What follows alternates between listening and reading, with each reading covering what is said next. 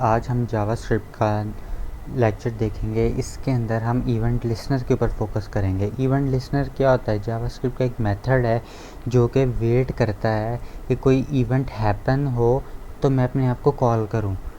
क्या मतलब है इस बात का कि अपने आप को कॉल करूं कि जब कोई इवेंट अकर हो।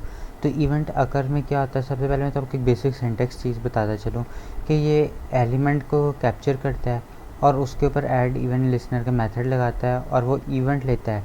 For example when mouse click, when, अब देखें मैं कहता हूँ कि ये when mouse on Google Chrome then popup occurs, तो क्या हुआ? ये एक इवेंट हुआ कि मैं जब माउस को हॉवर करूँ तो हॉवर के ऊपर ये मेरे काम परफॉर्म हो।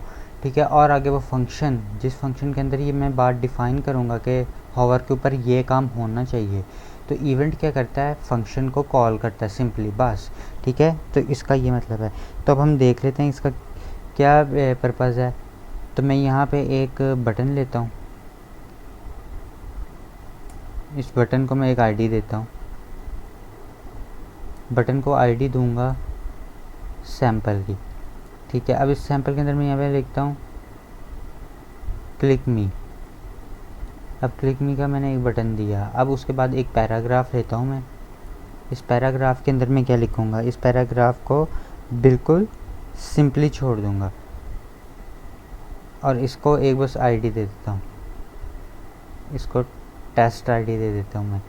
ठीक है, अब टेस्ट आईडी देने के बाद अब मैं स्क्रिप्ट के अंदर आऊँगा और यहाँ पे लिखूँगा document dot gate element by ID. ठीक है, गेट एलिमेंट बाय आईडी को पहले गेट करूँगा। एलिमेंट को गेट करने के बाद मैं उस बटन को बता रहा हूँ कि ये बटन का जो आईडी है ये गेट करो, तो सैम्पल बटन है मेरा। ठीक है, उसके बाद इसके ऊपर इवेंट लिसनर लगाऊंगा, ऐड इवेंट लिसनर। पहली ऑप्शन इवेंट लिसनर की आ गई और इवेंट लिसनर के बाद क्या चाहता हूँ कि कौन सा इवेंट लगाऊँ? मैं चाहता हूँ सिंपली, अभी मेरे को ऑप्शन आ रही हैं डिफरेंट, तो मैं सिंपली क्लिक लगाता हूँ। क्लिक लगाने के बाद एक फंक्शन पास करूँगा, इसका नाम मैं लिखूँगा डिस्प्ले डेट। ठीक है, डिस्प्ले डेट का एक मैंने फंक्शन पास कर दिया। अच्छा, और ये जो है कोई भी इवेंट है वो हमारे कोट्स के अंदर आएगा। ठीक है, डबल कोट्स के अंदर या सिंगल कोट्स के अंदर आएगा। अब मैं यहाँ पे एक फ़ंक्शन डिफ़ाइन करूँगा। फंक्शन में क्या लिखूँगा? फंक्शन, और मैंने डिस्प्ले डेट से नाम से बनाया था, डिस्प्ले डेट के अंदर आऊँगा और डिस्प्ले डेट को मैं यहाँ पे उसकी बॉडी में पास करूँगा कि जो मैंने काम इससे करवाना है। तो डॉक्यूमेंट डॉट एक गेट एलिमेंट बाय आईडी, और एलिमेंट के गेट करने के बाद आईडी कहाँ पे मैंने ये अपने शो कराना है?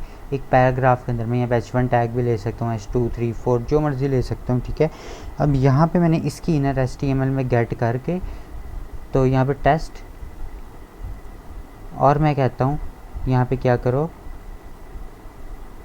डॉट इनर HTML, इसकी इनर HTML को ओवरराइड कर दो किसे? डेट के फंक्शन से। ठीक है, ये जो मैंने डेट है ना, हमारे पास भी जावास्क्रिप्ट का बिल्ट इन ऑब्जेक्ट है। ठीक है, अब ये मैं कंट्रोल ऐसे सेव करता हूँ और देखते हैं इसकी क्या आउटपुट आई है। तो मेरे पास ये आ गया क्लिक मी का एक बटन बस। ठीक है, और इस पर क्लिक करता हूँ मैंने क्योंकि क्लिक का इवेंट लगाया कि क्लिक करूँ तो मुझे शो कर दे डेट। अभी डेट कहाँ स्टोर हो रही है? ये डेट स्टोर हो रही है इस पैराग्राफ के अंदर, क्योंकि इसकी आईडी टेस्ट थी और मैंने टेस्ट को फंक्शन के अंदर पास की, एक फंक्शन बनाया खुद से, और उस फंक्शन के अंदर इसको पैराग्राफ को गेट किया। और इसकी इनर HTML अभी तो ब्लैंक है, जस्ट सिंपली ब्लैंक है, लेकिन बाद में इसके अंदर डेट का ऑब्जेक्ट पास करना, और ऑब्जेक्ट किसके अंदर स्टोर है ये सारा कुछ? डिस्प्ले डेट के अंदर। तो डिस्प्ले डेट को मैंने ऐड इवेंट लिसनर के मेथड में पास कर दिया और कहा कि जब क्लिक को तो फिर आपने डिस्प्ले डेट दिखानी है। और डिस्प्ले डेट दिखानी है, कैसे दिखानी है? इस आईडी को गेट करने के बाद। आईडी क्या? ये बटन की आईडी है, यहाँ पे कुछ भी लगा सकते थे, कुछ सिंपली टेक्स्ट है, तो फिर मैं टेक्स्ट पे क्लिक करता तो मेरा डेट फिर भी शो हो जाती, लेकिन मैंने बटन अच्छा लगता तो बटन लगा दिया।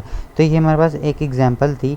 उसके अलावा मैं आपको कुछ चीज़ें और भी इसके बारे में बताता जाऊँ कि जो है ना, इसमें हम एक से ज़्यादा एलिमेंट भी लगा सकते हैं, मैनी इवेंट हैंडलर्स भी लगा सकते हैं।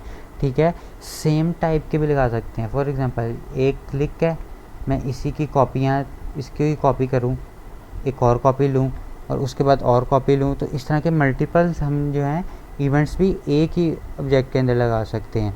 ये विंडो ऑब्जेक्ट के अंदर भी काम कर अच्छा, मैं अब इसके बाद आपको एक और चीज़ बताता हूँ कि एक तो मैंने फंक्शन सेपरेट बना के इसको पास किया। अब हम एनोनिमस फंक्शन को देखते हैं कि एनोनिमस फंक्शन कैसे पास कर सकते हैं। एनोनिमस का मतलब होता है कि विदाउट एनी नेम, इसका कोई नाम नहीं होता है। ये सिंपली जो है प्लेन जावास्क्रिप्ट का जो फंक्शन है उसे एनोनिमस फंक्शन कहते हैं। मैंने यहाँ पे सैम्पल एक बटन किया, मैं इसका नाम ही बटन ही लिख देता हूँ कि इसकी आईडी BTN ही कर दो सिंपली, और यहाँ पे सैम्पल के बजाय BTN कर देते हैं हम आराम से। BTN मैंने इसकी कर दी। अब मैं इसको क्लिक कर रहा हूँ और यहाँ पे ये मैं फंक्शन डिलीट कर रहा हूँ। इसके अंदर मैं सिंपली प्लेन जावास्क्रिप्ट के फंक्शन से फंक्शन का कीवर्ड लिखना है, पास करना है, और उसके बाद डबल कोट्स लगाने हैं, और डबल कोट्स के अंदर क्या करना है, ये लगा देना है। अब इसके अंदर मैं कहता हूँ सिंपली अलर्ट कर दो, अलर्ट लगाना है मैंने। अलर्ट में मैं कहता हूँ हेलो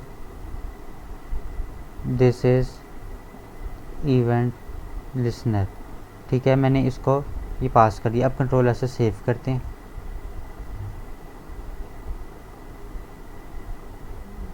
क्लिक मी, तो अलर्ट आ गया मेरे पास। तो इसे कहते हैं anonymous function without any name. जिस फंक्शन का नाम होगा, जिस तरह के इस पिछले एग्जांपल में था कि फंक्शन डिस्प्ले डेट, तो वो नेम्ड फंक्शन कहते हैं उसे। और जो फंक्शन बगैर किसी नाम के इंटरनली कॉल हो उसको एनोनिमस फंक्शन कहते हैं। यानी जिस फंक्शन का कोई नाम ना हो उसको एनोनिमस फंक्शन कहा जाता है। फिर उसके बाद हमारे पास और एक कौन सी टाइप है, हमारे पास एक ये टाइप थी, और उसके बाद अब मैनी इवेंट हैंडलर्स और टू द सेम एलिमेंट, ठीक है। अब एक इवेंट इस लिस्ट में हमें अलाउ करता है कि मैनी इवेंट लगा सकते हैं एक ही एलिमेंट के अंदर विदाउट एग्जिस्टिंग इवेंट, ठीक है। अब इसके अंदर मैं क्या करूँगा, मैं यहाँ पे एक बनाता हूँ